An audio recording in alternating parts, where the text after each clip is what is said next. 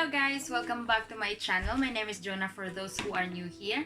Ang inyong Ate Jing ay muli na namang nagbabalik para magbigay sa inyo ng tips, ideas, advices, and guidance. And for today's video guys, ay first video under to our new series na kung ang asawa mo ay foreigner. Yes! Tips, ideas, advices, and guidance guys kung paano magkaroon ng masaya at matiwasay na pagsasama bilang mag-asawa, especially kung ikaw ay couple na Filipina at foreigner. So for today's video guys, umpisahan natin sa, syempre, simula rin sa umpisa nang sa gayon ay maintindihan nyo lahat ng pag-uusapan natin. Kaya ang tatalakayin natin for today ay dalawang responsibilidad na dapat mong maintindihan kung ang asawa mo ay foreigner. Actually, itong advices or guidance ko guys na ibibigay ko sa inyo ay hindi lang siya available sa Filipina foreigner na couple. In fact, kahit kapwa Pinoy yung asawa mo o kaya kapwa Pinoy yung magiging asawa mo ay pwede mo rin itong i-apply. Pasensya na nga pala sa background ko, nandyan si Lil Putin sa harap ko. Kaya I think maririnig nyo ng bonggang-bongga yung mga tunog niya kasi kung makikita nyo nga, nasa likuran ko yung reflection naman ng computer. Nakaharap kasi siya ng computer. Kaya, pasensya na guys kung may nalilikhang ingay si Lil Putin sa ating background. So, balik tayo dun sa topic natin guys na dalawang napaka-importanting responsibilidad na dapat yung maintindihan o intindihin guys kung ang asawa nyo ay foreigner. Especially kung ang asawa nyo ay foreigner. Kasi nga level up yung adjustment na nandito guys kung ang asawa nyo ay foreigner.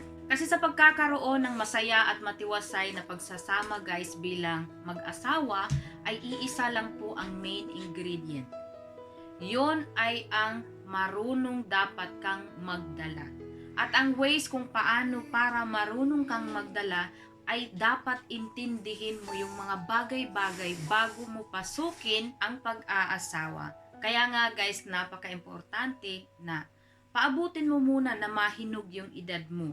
Mahinog yung experience mo sa buhay. Nang sa ganoon ay makakuha ka ng maraming life lesson on the way bago ka sumuong sa buhay ng pag-aasawa. Kasi hindi po talaga madali ang pag-aasawa, lalo na kung ang kapartner mo nga ay foreigner. Kasi nga, level up yung mga adjustment na nandito. So, para mas maintindihan nyo ng mabuti, tara. But before we will start, don't forget to hit the subscribe button below. At huwag nyo rin kalimutan guys na itap yung bell button natin so you will be notified to all of my upcoming videos.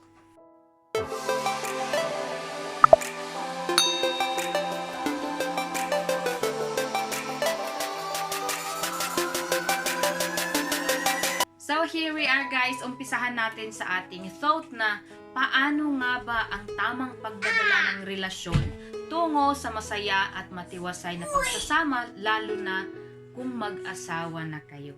Para magkaroon ka ng masaya at matiwasay na pagsasama bilang mag-asawa sa kapartner mo, sa asawa mo, ay unahin mo dapat itong intindihin na sisimulan natin sa ating responsibility number 1. Ang responsibilidad mo bilang asawa. Ang pag-aasawa guys ay hindi lang puro masaya, ay hindi lang puro kantutan, hindi lang puro pagmamahalan, hindi lang din puro pag-aaway. Ang pag-aasawa guys ay kaakibat nito ang responsibilidad bilang asawa. So kung babae ka, bago mo pasukin yung pag-aasawa ay alamin mo muna yung mga responsibilidad mo. Kung ano ba yung mga responsibilidad na dapat mong gampanan bilang asawa. Naiisa-isahin natin yan sa susunod na video guys, yung mga responsibilidad mo bilang asawa, nang sa gayon ay maintindihan nyo talaga ng husto. Sa ngayon, dahil umpisa pa nga tayo, ang gusto ko lang ibigay sa inyo ay yung itong dalawang responsibilidad na dapat nyong maintindihan na ito yung kakaharapin nyo pag kayo ay nag-asawa, especially kung ang kapartner nyo ay foreigner. Now, let's go to our second responsibility. Alam ko nagtataka kayo guys kung bakit may pangalawang responsibilidad pa na gagampanan mo dapat gayong nandoon na sa una yung pagiging asawa mo sa asawa mo. May iba pa bang responsibilidad na dapat mo gampanan dapat Aside pa sa pagiging asawa, doon sa asawa mong lalaki. But of course, meron po. At hindi po lahat ng babae ay nakakaintindi na itong responsibilidad na ito ay tama at dapat. Kung gusto mong magkaroon ng masaya at matiwasay na pagsasama bilang mag-asawa. Ano nga ba itong responsibilidad na ito?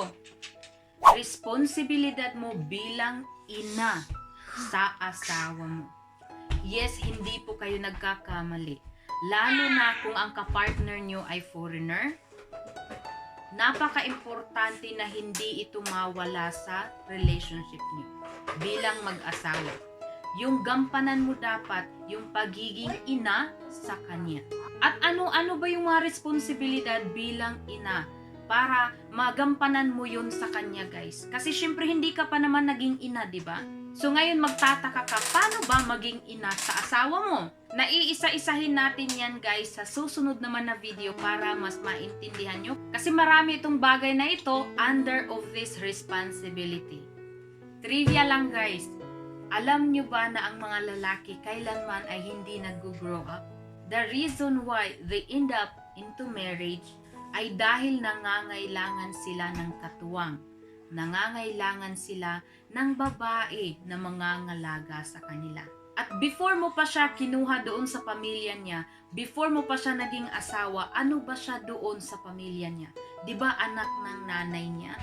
Kaya yan ang dapat nyong intindihin, guys, na pag nag-asawa kayo, lalo na kung foreigner yung makukuha nyong asawa, ay wag na wag nyong wawalain sa kanya yung responsibilidad na maging ina sa kanya. Ay wag na wag nyong wawalain sa kanya yung nakasanayan niyang inaalagaan siya. Ngayon sasabihin mo, alam ko sasabihin mo, bakit? Bago ka rin inasawa ng asawa mo, ay naging anak ka rin ng nanay mo, diba? Ito ang dapat nyong intindihin, guys. Ikaw ay babae at siya ay lalaki.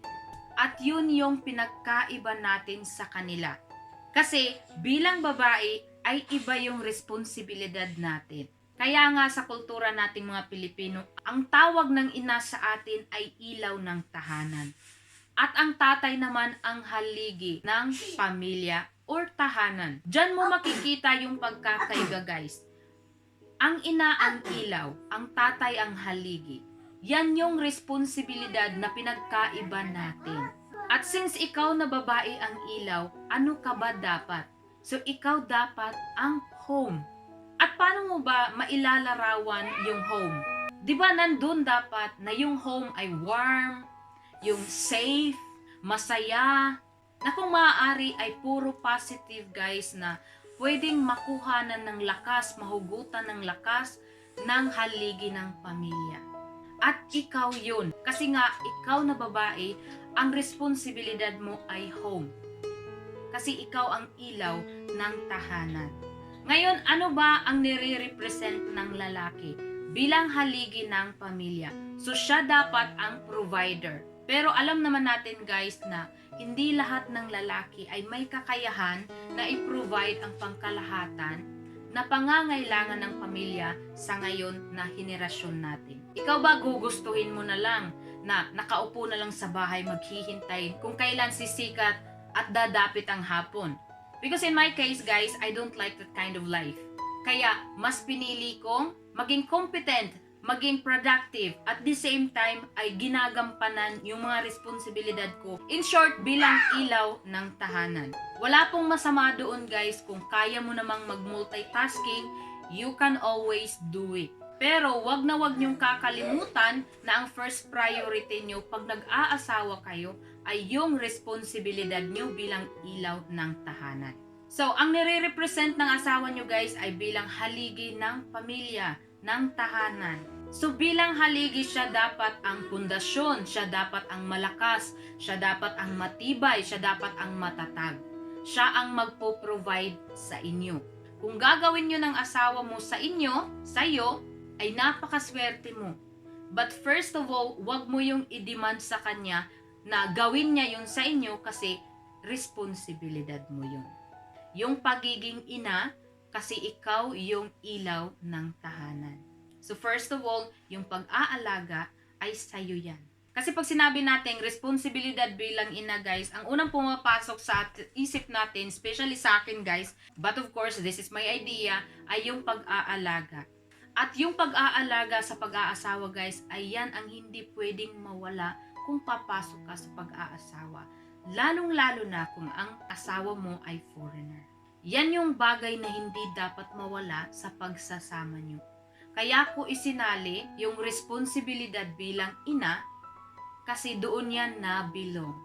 At para nga mas maintindihan nyo guys, panoorin nyo yung mga susunod nating video kasi tatalakayin natin yung mga bagay under to this responsibility bilang ina, bilang asawa sa pag-aasawa guys. So I hope na intindihan nyo yung unang content natin guys under to this series kung ang asawa mo ay foreigner, nang sa gayon ay kayo man ay magkakaroon ng masaya at matiwasay na pagsasama bilang mag-asawa. So that's all for today guys. Yung kalimutan na subaybayan itong series na to dahil kung ikaw ay nasa LDR ngayon, lalo na kung ang kapartner mo ay foreigner at ikaw ay masugid kong taga-subaybay, lalo na kung makikita mo naman yan na naging healthy yung relationship nyo simula nung nakinig ka o nag-follow ka sa mga advices na binigay ko sa inyo. So, pag ganyan na healthy yung relationship nyo, saan ba patungo yan? But of course, magkakatuluyan kayo. At pag nagkatuluyan kayo, ano na? Magkakaroon ka ng asawang foreigner. So, in the future ay magkakapareho tayo ng buhay. Kung saan yung relasyon natin ay Filipina foreigner na couple. At para nga magkaroon ka ng masaya at matiwasay na pagsasama bilang mag-asawa gaya ko, na masaya sa marriage life ko guys. Kasi hindi sa pagbubuhat ng bangko, pero isa lang talaga ang masasabi ko. Ang pagkakaroon ng masaya at matiwasay na pagsasama, ang sikreto ay ang tamang pagdadala. Na alam ko kung paano, kaya aside sa LDR na gusto kong magtagumpay rin kayo, ay gusto kong kahit mag-asawa na kayo ay magkaroon din kayo ng masaya at matiwasay na pagsasama ng kapartner mo ngayon. Kasi ang pagtatagumpay sa LDR guys ay hindi lang natatapos sa pinakasalan kanya at kinuha kanya, inasawa kanya at dinala sa bansa niya. Hindi po doon natatapos. Kundi umpisa lang po yon ng buhay magkasama bilang mag-asawa.